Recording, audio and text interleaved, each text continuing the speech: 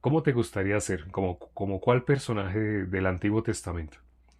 Entonces algunos escogerían a Isaías. ¿Por qué? Porque fue el profeta que más nombró nuestro Señor Jesucristo. Fue el profeta que más habló de lo que iba a suceder con nuestro Señor Jesucristo. Y constantemente, así cuando lo citaba como decía, bien profetizó de vosotros Isaías, así, así, así. Incluso cuando en Qumran, no sé si sepan lo que sucedió en Qumran hay unas cuevas en Qumran, en la roca, las rocas como erosionadas así, le quedaban huequitos. Pero resulta que un huequito de esos realmente era una cueva. Entonces la cueva, ese hueco estaba como... Para llegar allá normalmente tenían que descolgarse con sogas. Entonces las personas no usaban eso como un deporte, ni era normal de ellos ir a meterse o a mirar qué había en esos huecos. Pero entonces un señor que estaba llevando al ganado a pastar, eh, como no tenía nada que hacer sino esperar a que el ganado ahí pastara, entonces él se puso como deporte a tirar piedras. Y se puso a tirar piedras, tirar piedras, a tratar de meterlas por un hueco que había como en una pared de esa roca, de una roca gigante. Entonces se puso así a tirar y una piedra entró, pero cuando entró sonó ¡pac! Que rompió como una vasija. Entonces le llamó la atención y él fue y contó esto. Contó que ahí adentro algo se rompió, algo sonó como una vasija. Llegaron personas ya con sogas, descendieron y se metieron y era una cueva. Esa era la entrada de una cueva. Pero entonces en esa cueva habían unas vasijas de barro y en esas vasijas de barro estaban rollos. Rollos que para poderlos estirar tocó humedecerlos, tocó al vapor humedecerlos para poderlos estirar porque ya estaban, si los trataban de estirar así, se quebraban. Entonces cuando abrieron se dieron cuenta que eran los originales de la Biblia. Dios, ¿por qué permitió que durante tantos años los originales estuvieran guardados en esa cueva? Hubo originales, hubo manuscritos. No sé si sepan cómo es que la Biblia llegó a nosotros, pero la Biblia llegó a nosotros por manuscritos. Antiguamente no existía la imprenta. Y cuando digo antiguamente me refiero a hace 2000 años, no existía la imprenta. Entonces, ¿cómo se hacían copias? Las copias se llamaban manuscritos. Después de la imprenta, después del año 1500, ahí sí ya empezó a hacerse por medio de la imprenta, se hicieron lo que conocemos como copias. Pero antiguamente lo que se hacían era manuscritos. Si alguien quería llevarse una copia del Antiguo Testamento, por ejemplo, ustedes se acuerdan el caso del eunuco.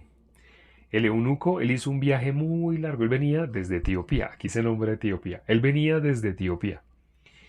Pero cuando el eunuco llegó, resulta que en la ley, ya saben que la ley son realmente 613 puntos. Entre decretos, estatutos, mandamientos, preceptos, son 613. Pero entonces, uno de esos puntos dice que nadie con testículo magullado puede entrar al templo. Nadie. Entonces, el eunuco no tiene ese eunuco. Entonces él no podía. Por la ley, él no puede entrar al templo. Ni eunuco ni persona con testículo magullado así. Pero entonces él no podía entrar. Él hizo ese viaje tan largo porque él quería conocer al Dios de Israel. Imagínense, el común de las personas cuando tiene dinero, él por ser etíope de, de Candace, de la reina de Etiopía, por ser el eunuco de la reina, él tenía mucho dinero y tenía mucho poder. Entonces, ese eunuco, con todo su dinero, con todo su poder, hizo un viaje. El común de las personas quiere conocer pirámides, quiere conocer sitios turísticos, pero este eunuco, ¿en qué gastó su dinero? Él quería conocer al Dios de Israel. Prácticamente el corazón que tenía este etíope era como el corazón de los magos. En la Biblia se habla de tres magos que venían del oriente y querían conocer al rey que había nacido en Belén, al rey de reyes que había nacido en Belén, porque la estrella los estaba guiando. Entonces este etíope así tenía un corazón similar. Él viajó porque él quería conocer al Dios de Israel, al Dios verdadero. Allá habían llegado rumores de lo que había sucedido con el pueblo de Moisés y todo lo que Dios hizo y cómo abrió el mar. Él quería conocer al Dios verdadero. Pero él hizo semejante viaje y cuando llegó a Jerusalén no lo dejaron entrar al templo. No lo dejaron entrar a los lugares donde tenían los manuscritos de la Biblia. Pero como él hizo ese viaje tan largo, él pagó para llevarse un rollo. ¿Y qué rollo creen que se llevó? No sé si sepan qué rollo de la Biblia se llevó. ¿Qué libro de la Biblia se llevó el etíope? No sé si sepan, hago esta pregunta. Pregunta. Se llevó el rollo de Isaías, el rollo de Isaías. Este etíope se llevó el rollo de Isaías. Pues resulta que desde esa época hasta la actualidad, ¿cómo se ha transmitido entonces la Biblia? Se ha transmitido así como ese etíope se llevó un rollo, no quiere decir que él se llevó el rollo de Isaías y ya en Jerusalén se quedaron sin el rollo de Isaías, no, sino que habían escribas. Ustedes han escuchado en la Biblia ese papel, los escribas. Eran personas que tenían su función era transcribir de texto a texto. Entonces pasaban de un texto de la Biblia, lo pasaban a otro material. Tal vez un material que descubrieron que era más durable, así. Entonces lo que hacían era pasar, transcribir. Eso se llama manuscritos. Se llaman manuscritos el nombre de que se escribió a mano. Por eso se llaman manuscritos, de que fue escrito a mano. Entonces esos manuscritos, así durante toda la historia, se han hecho muchos manuscritos de los libros que tenemos en la actualidad, entre, por ejemplo, de Tucídides, de Platón, de Herodoto, de Aristóteles. Las personas hablan mucho de estos filósofos famosos y dicen, como dijo Aristóteles, pero las personas ponen en duda lo que dijo Aristóteles, lo que están leyendo de cuántos manuscritos se han hecho de esa copia, del original. Entonces hubo un original, pero ese original para que se iba a descomponer, porque era hecho en materiales perecederos, materiales que al fin y al cabo se iban a descomponer, se iban a podrir. Entonces, inevitablemente tenía que copiarse. Pero todo eso viene de 7, 8, 9 manuscritos. En toda la historia, cuando una persona no duda lo que está leyendo de algún filósofo famoso, no sabe que está leyendo algo de lo cual máximo se hizo 7, 10 manuscritos, algo así. Entonces hicieron un número de manuscritos limitado, pequeño, pero las personas confían y dicen como dijo tal y nombran, como dijo Platón, como dijo, nombran los famosos filósofos y de ellos hablan con duda, no hablan con certeza. Pero curiosamente, el ser humano sabemos qué es lo que más ha querido negar y no es el ser humano. Han querido negar la veracidad de la Biblia, la veracidad de que lo que estamos leyendo hoy, y nos dicen así, ¿cómo sabemos que lo que estamos leyendo hoy no fue inventado? ¿Cómo sabemos que lo que estamos leyendo a alguien no se le ocurrió? Cuando las personas se expresan así, les hablamos de, ¿tú sabes cómo se demuestra la exactitud de un texto? No saben. Hay tres formas para demostrar la exactitud de un texto. Una, por el número de manuscritos, que es lo que estamos hablando el día de hoy. Entonces, del libro que más manuscritos hay, del segundo libro en toda la historia que más manuscritos hay, es de la Ilíada. Hay más de 600 manuscritos. Eso es sorprendente, esa cifra es sorprendente. 600 manuscritos. ¿Por qué se hicieron más de 600 manuscritos de la Ilíada? Porque era una obra tan valiosa que las personas no han querido que se pierda.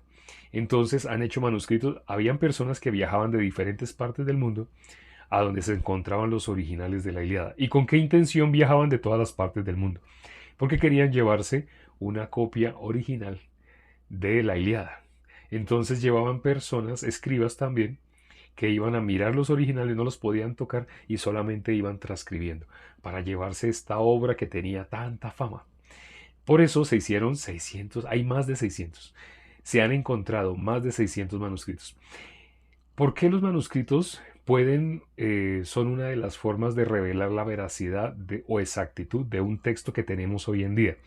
Porque si se hicieron muchos manuscritos de un texto, se hicieron en una época que no existía la comunicación que existe hoy en día. Nosotros ahorita tenemos WhatsApp, por ejemplo, y nos comunicamos con alguien que está al otro lado del mundo. A mí me escribe alguien, una niña, que está en Japón. Y desde Japón, ¿Japón dónde queda? Al otro lado del mundo. Y esa niña me escribe desde Japón e instantáneamente yo veo lo que ella me escribe. Y está al otro lado del mundo, pero la información llega allá. Antiguamente no existía esa comunicación, antiguamente no existían los caminos que existen ahora. Sabemos, los aviones son hace poco, 1903, creo, los hermanos Wright. Creo que fue 1903, fue hace muy poco. Fueron hace 121 años, ¿no? 1903, hace 121 años que existe, que por primera vez un avión se elevó. Entonces, fue preciso la misma fecha en la cual a alguien se le ocurrió implementar la oración de fe, esa oración que dice, Señor, te acepto como mi único y suficiente Salvador. Esa oración, la primera vez que se emitió, fue en 1903. Antes de 1903, nadie había hecho esa oración. Ya hemos contado la historia, la repercusión, lo que ha causado hasta el día de hoy. eh, que esa persona se haya inventado esa oración. Pero hoy no es el tema. Hoy estamos hablando que preciso en esa fecha también el ser humano pudo volar, ¿no? Por primera vez. Entonces, no existían ni aviones, no existían los medios de comunicación que hay hoy en día, ni los caminos que hay hoy en día. Para una persona hacer un viaje que hoy se haría en una hora, por ejemplo en avión, en una hora. Antiguamente se hacía en meses, 3 meses haciendo un viaje que hoy se puede hacer en una hora, en un avión. Antiguamente eran 3 meses. Este etíope había hecho un viaje muy largo, pero ¿por qué había hecho ese viaje tan largo? Porque iba a conocer el Dios de Israel. Como no lo pudo conocer en físico por la característica que él tenía de su, de su fisionomía, de su cuerpo, entonces él compró el rollo de Isaías. Desde esa época los manuscritos, la validez que tienen los manuscritos para verificar la exactitud de un texto es porque si en esa época que las personas no se podían poner de acuerdo, las personas no podían, digamos que quieran engañar, que digamos que los de Persia, los de Babilonia, los de Mongolia, los que hicieron esos viajes, digamos que ellos, vamos a hacer una suposición, que ellos se hubieran querido poner de acuerdo para hacer un fraude y para decir que la Ilíada, que la hizo Homero y colocarle cosas y quitarle cosas, así. ¿Cómo iban a poderse poner de acuerdo? Eran personas que estaban distantes meses, meses de camino, porque en esa época no existía el transporte que tenemos hoy en día. Eran meses de camino, entonces no se podían poner de acuerdo. La comunicación no era tan fácil como la que tenemos ahora. Entonces cuando miramos un manuscrito que se llevaron de alguna aldea, de alguna población, otro manuscrito que se llevaron de otra población, otro manuscrito que se llevaron, pues cuando uno los coteja, uno mira la exactitud. Gente que nunca se pudo poner de acuerdo, es decir, que no hay forma de que hayan hecho fraude, no hay forma de que le hayan agregado o le hayan quitado. Entonces cuando uno los compara, efectivamente, entre más manuscritos hay de un texto, más se verifica la exactitud. Entonces, cuando hemos mirado los más de 600 manuscritos de la Ilíada, no hay forma de que una persona diga la Ilíada no la escribió Homero. O más exactamente, lo que escribió Homero, que conocemos como la Ilíada, lo que en ese momento estamos leyendo, no hay forma de que alguien diga, ahí le agregaron, ahí le quitaron, ahí le pusieron. No, no hay forma. ¿Por qué? Porque existen los manuscritos, ¿sí? Entonces, debido al número de manuscritos se verifica la exactitud e inexactitud de un texto. ¿Y por qué les nombré la Ilíada? Les nombré primero los filósofos famosos. Los filósofos famosos que los que se hacen llamar ateos no ponen en duda. No, tenemos que pensar así como dijo Aristóteles, así como dijo Ptolomeo, así como dijo Plutarco, pero no se dan cuenta que eso que ellos están defendiendo tiene muy pocos manuscritos. Es decir, entre menos manuscrito, la posibilidad de hacer fraude es más grande. Pero entre más manuscritos, por lo que les he explicado, la posibilidad de hacer fraude no existe. Entre más manuscritos haya, o que algo se haya alterado por el camino, no existe esa posibilidad. Hay tres formas de demostrar la veracidad, exactitud o inexactitud de un texto. Una de esas, ¿cuál es? El número de manuscritos. Entonces ahora, les nombré la Ilíada porque es el segundo libro en todo el mundo que tiene más manuscritos, tiene 600. Pero ya se darán cuenta cuando les digo que la Ilíada es el segundo libro que tiene más manuscritos, entonces ¿cuál es el libro que tiene más manuscritos? ¿Cuál tiene más manuscritos que la Ilíada? ¿Cuál es el número uno? Todo el mundo sabe, no es un secreto, es la Biblia. No son 2.400, no. Alguien escribió 2.000, el hermano Mauricio. Son más de 24.000 manuscritos. Más de 24.000. El primer texto en todo el mundo que tiene más manuscritos tiene más de 24.000 manuscritos. Es la Biblia. Entonces, cuando una persona no conoce cómo demostrar la exactitud y inexactitud de un texto antiguo, ¿cómo pone en duda la existencia de la Biblia? ¿Cómo se atreve a decir es que le han quitado, le han añadido?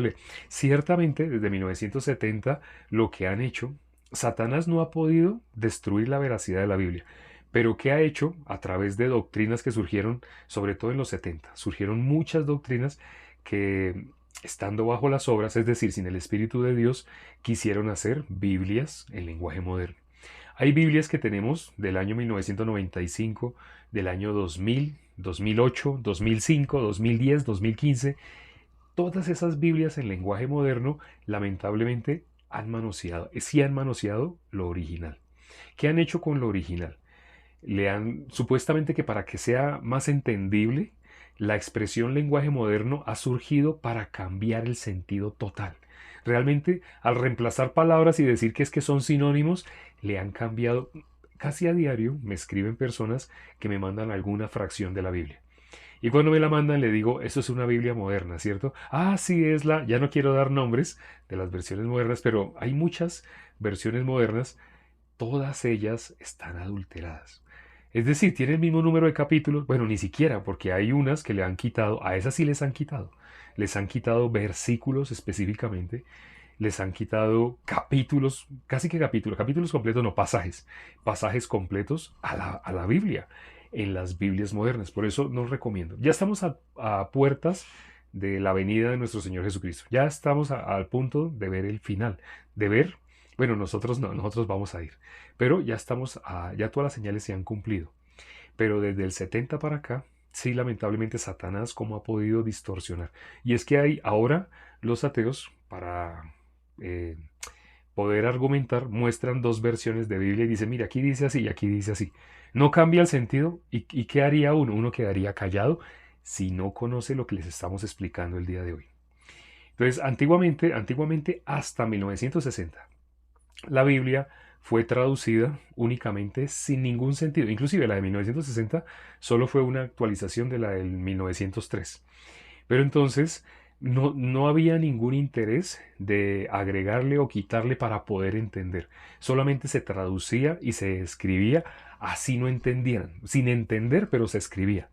Pero después de 1970, muchas Biblias que han surgido modernas, para poderlo hacer más entendible, supuestamente más entendible, personas que no tienen el Espíritu de Dios, sí han manoseado, sí se han metido con la Biblia, sí han cambiado el sentido de los versículos para que las personas que están bajo la ley, que no tienen el Espíritu de Dios y que están todavía en sus obras, puedan entender que tienen que ser buenas personas.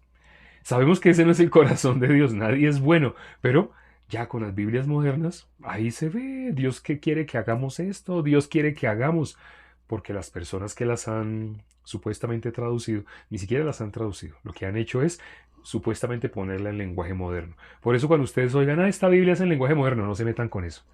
Máximo hasta la Reina Valera del 60. Si quieren la antigua 1903, también válida. Les recomiendo sobre todo la del 60. Pero de allá para acá no. Bueno, ese es un super paréntesis, porque lo que estamos viendo así de los manuscritos es porque empezamos a hablar de los rollos de Qumran. Entonces, en la cueva de Qumran aparecieron los rollos dentro de vasijas, pero resulta que no les era productivo vender el rollo entero. ¿Sabe qué hicieron?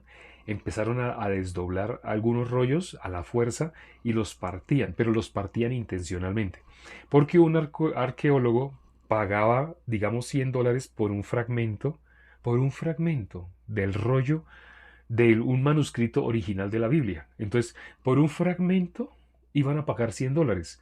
Entonces, ellos preferían, en lugar de vender un rollo en $100, partir ese rollo en varias partes y venderlo de esa manera. Raíz de todos los males es el amor al dinero. Sin embargo, en la Biblia dice, ¿quién será aquel que diga que sucedió algo que el Señor no mandó? De fragmento en fragmento, pues sí, lograron recopilar todo el rollo, pero ya entienden, eso se volvió como un negocio. Pero hubo un rollo que Dios no permitió que tocaran. Pese a que hicieron, con todos los otros rollos, hicieron eso de que los partieron en pedazos, porque era mejor que los otros, los que los compraban caros, allá que ellos lo unan y entonces así lo traduzcan. Pero el rollo, hay un rollo que no. Hay un rollo que Dios no permitió que tocaran. Dios no permitió que lo partieran. El único rollo completo, completo, completo. No sé si sepan de qué libro es, de qué libro de la Biblia. ¿Cuál es el rollo completo que salió intacto de allá de Qumran?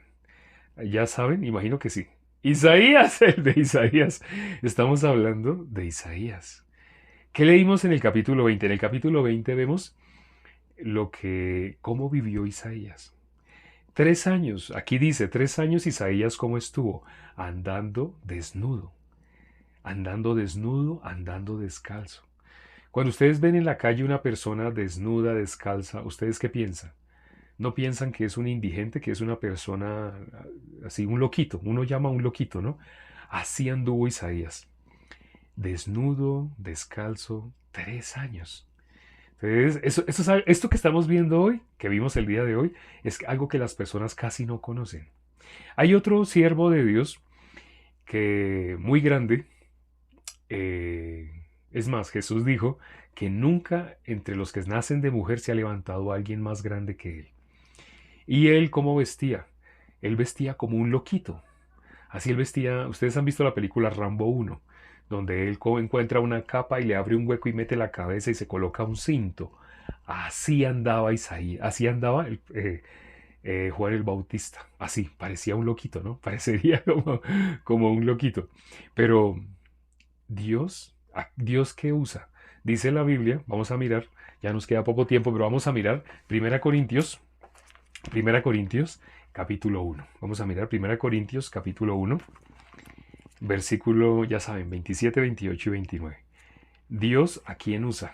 Dice acá, dice en la Biblia, el versículo 27, sino que lo necio del mundo escogió Dios para avergonzar a los sabios, y lo débil del mundo escogió Dios para avergonzar a lo fuerte.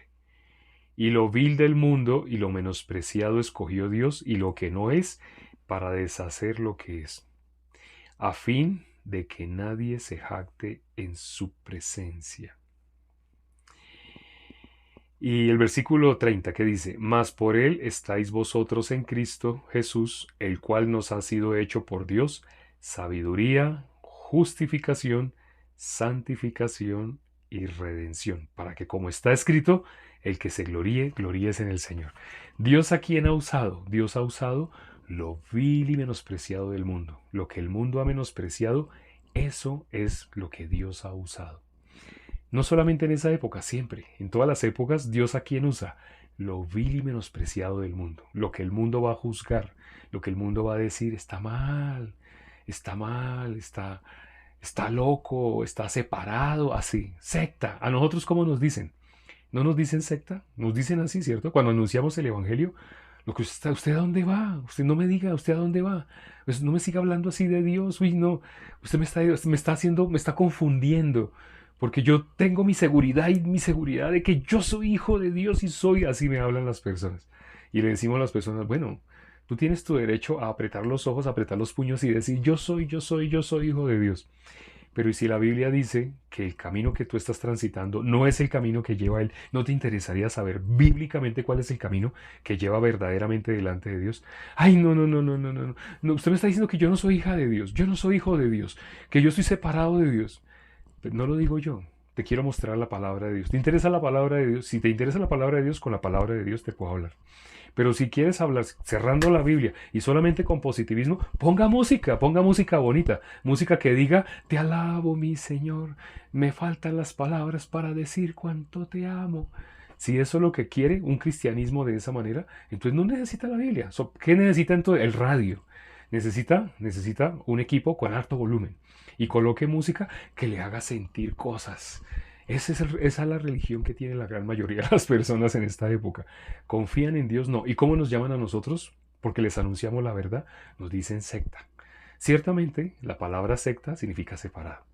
Entonces, el 99% están de acuerdo. Están de acuerdo en que tenemos que ser buenas personas. Que lo que Dios espera para que una persona llegue al cielo es a las que sean mejores, a los que sean mejores. Los otros se van a quedar asesinos, violadores, los que toman, los que fuman, los que van a cine, los que van a centros comerciales, que todos ellos se vayan al infierno. Pero los que hacen ayunos de 3 días, los que se arrodillan durante 3 horas al día para orar.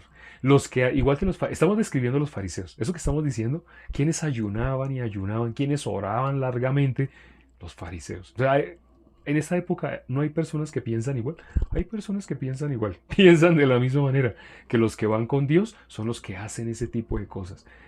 ¿Cómo nos llaman a nosotros? Secta. Secta es separado. Entonces, cuando me dicen así, les digo a veces, pues ciertamente yo estoy separado de tu ideología, de tu mentalidad, de la forma como tú lees la Biblia, yo estoy separado.